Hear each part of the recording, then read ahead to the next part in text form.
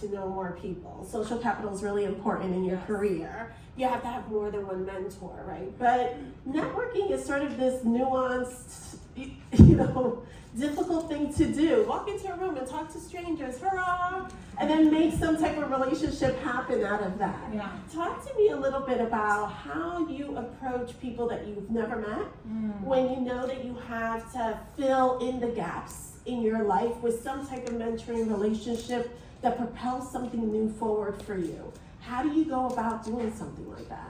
There's this term that we hear a lot in my family, and it's called threads of familiarity. Okay. It does not matter how different you think someone is from you. I bet money that there is something that you might have in common with them. And so, for instance, when I've had to raise, my last leadership gig was running City of Chicago and $12 million budget. And there were many times where I had to meet with donors that on paper, I looked and I'm like, I don't have nothing in common with this, 55-year-old, white man from Winnetka. I just don't. I grew up in Humboldt Park, and first generation college grad. Like, how in the world, where is that thread of familiarity?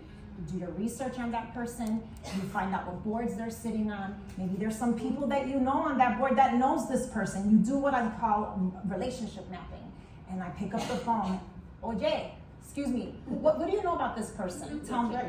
And if it's even something as simple as their son or daughter is attending your alma mater at college, bring that up in the meeting, bring up that thread of familiarity. And the way that relationship just starts to evolve, and then that imposter syndrome starts to take a back seat because you feel that energy shift, when you're sitting down and meeting that person for the very first time. So that's how I've handled it, is just try to find out what that thing that you might have in common might be, and just organically try to develop that relationship.